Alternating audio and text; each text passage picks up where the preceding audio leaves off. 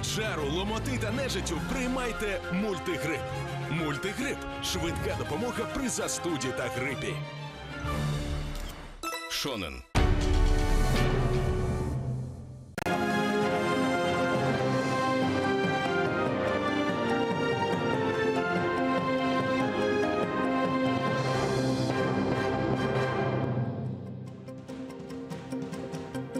Понеділок, 30 жовтня, 1341 день анексії Криму. Час новин на АТР. В студії Маргарита Потапова. Вибори на тлі криміналу. На Дніпропетровщині у день голосування за депутатів об'єднаних територіальних громад невідомі напали на виборчу комісію. Люди у камуфляжі під'їхали на 8 авто, кинули 2 димові шашки та намагалися влити у виборчі урни оливу. Під час штовханини постраждав поліцейський, член комісії та спостерігач. Однак бюлетені залишилися неушкодженими. Затримані 24 нападники. Всього за виборчу кампанію у поліцію надійшло понад 200 повідомлень про порушення на виборах до об'єднаних територіальних громад. Загалом поліція відкрила 10 кримінальних проваджень у день виборів. З них 4 за спробу підкупу виборців, ще 2 за незаконне використання бюлетенів, решту за спроби навмисного знищення або пошкодження майна. Росія ігнорує виконання рішення Міжнародного суду ООН щодо Криму. Про це заявила віце-прем'єр-міністр Івана Климпуш-Цинцадзе у Нью-Йорку. За її словами, систематичні репресії перетворили окупований півострів на територію без свободи. А масштаби порушень прав кримчан окупаційною владою вже після рішення суду ООН свідчить про те, що Кремль і надалі не збирається виконувати міжнародно-правові зобов'язання. Ще 19 квітня Міжнародний суд ООН постановив, що Росія має утриматися від обмежень щодо меджлісу кримськотатарського народу, а також забезпечити доступність освіти в Криму українською мовою. Ситуацію з правами людей в окупованому Криму обговорив виконавчий комітет Всесвітнього конгресу кримських татар. Його засідання під головуванням президента конгресу і голови меджлісу кримськотатарського народу Рефата Чубарова відбулося в Києві. Вперше за 3 роки у ньому взяли участь звільнені бранці Кремля Ахтем Чийгоз та Ільмі Умеров. Детальніше в сюжеті. Приїзду звільнених Ільмі Умерова та Ахтема Чийгоза тут чекали найбільше. За цим столом їх не було більше 3 років. І сьогодні вони нарешті серед своїх.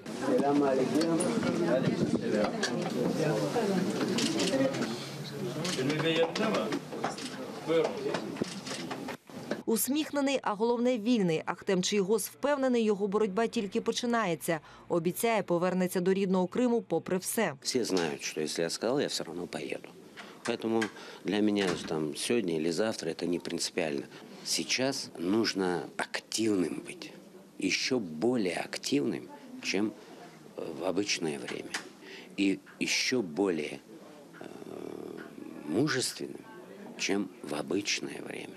В окупованому Криму Диляра Ханум не пропустила жодного судового засідання у справах Чийгоза та Умерова.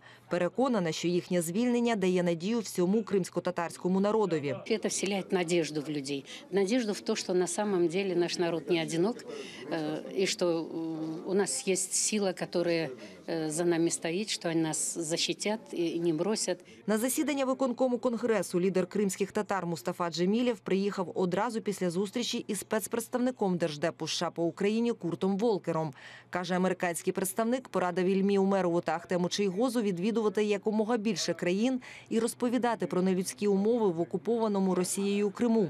Запрошення в США колишні бранці Кремля вже отримали. Волкер сам дуже рекомендував и Ильме Умерову, и Ахтему Чийгозу совершать больше путешествий, визитов.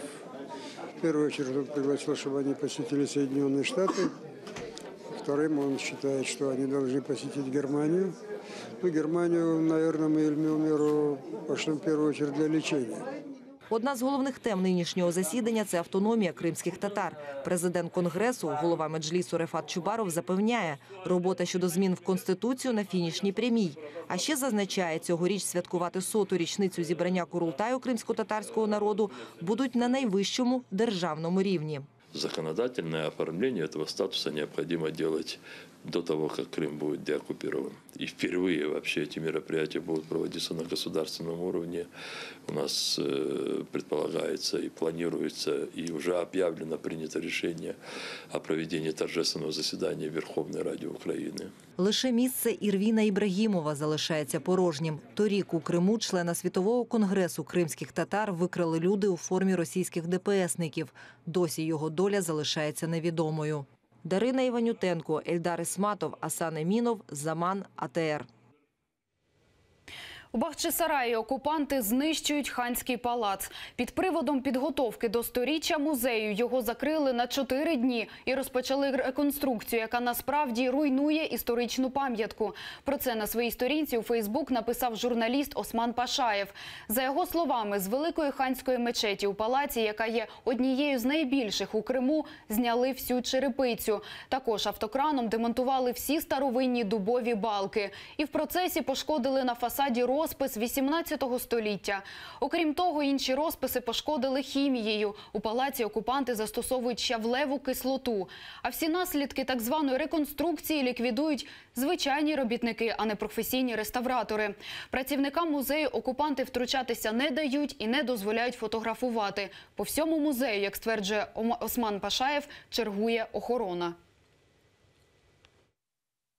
Увесь фасад з вулиці помили керхером. Через це пішли тріщини і прямо біля входу до воріт штукатурка обвалилася до самого каміння. Було видно мощення. Цю діру негайно замазали цементом і весь фасад вкрили сучасною шпаклівкою. Олександрівський фонтан мили керхером. Шматки ввалилися, вони їх замазали і зараз фарбують сучасною фарбою у білий колір.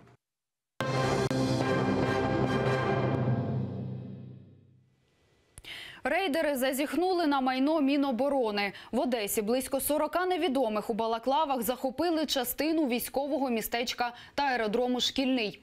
За допомогою будівельної техніки вони демонтували бетонний паркан, вивезли військове майно і в невідомому напрямку також встановили свою металеву огорожу. Фактично, непрохані гості захопили 20 соток землі. Військові викликали поліцію. Люди в балаклавах назвали себе представниками торгово-розважального комплексу «Сіті-центр» і заявили, що діють на підставі рішення Одеської міської ради. Однак жодних дозвільних документів не показали. Міністерство оборони зараз вивчає ситуацію. Буде подані відповідні позови до суду, а також звернення до правоохоронних органів у зв'язку з тим, що відбулось не тільки незаконне переміщення меж військового містечка, а ще й була проведена незаконна вирубка лісових насаджень, саме дерев, що вбачається як необхідне для того, щоб встановити цей паркан. 5 сценаріїв, написаних в ув'язненні. Книгу Олег Сєнцов презентували у Києві. Її автор Олександр Мемрук збирав спогади людей, які добре знають Сєнцова. Уривки його книг і сценаріїв до фільмів. А ще витяги протоколів допитів свідків, що проходять у справі кримського режисера. На презентації книги побувала і наша Вікторія Блязова. Від початку кар'єри режисера в Україні до незаконного судилища і тавра-терорист в Росії. Життя Олега Сєнцова на сторінках однієї книги. Її ідея належить продюсерці Гані Паленчук. Автором же книги про українського політв'язня став Олександр Мемрук. В книгу увійшли коментарі близьких родичів Олега, також багатьох активістів, його адвокатів. На презентацію книги прийшла сестра Олега Сєнцова Наталія Каплан. Розповідає, зараз її брат в ізоляторі російської колонії Ямало-Ненецького округу. Зв'язку з ним немає і зустріч також неможлива. Олег Сєнцов навіть не знає, що у Києві презентують книгу про нього. Ця книга, я сподіваюся, що це буде ще одним шажком, як легко у чоловіка відібрати все, що йому близько. Свого часу Олег Сєнцов написав і видав в Україні 2 книги «Купіть книгу, вона смішна» і «Розповіді». І поки він за сфабрикованими звинуваченнями сидить у російській тюрмі за полярним колом, автори книги Олег Сєнцов сподіваються, вони ще раз нагадають всім про долю українського політв'язня. Сергій Карапищенко, Вікторія Блязова, Заман, АТР.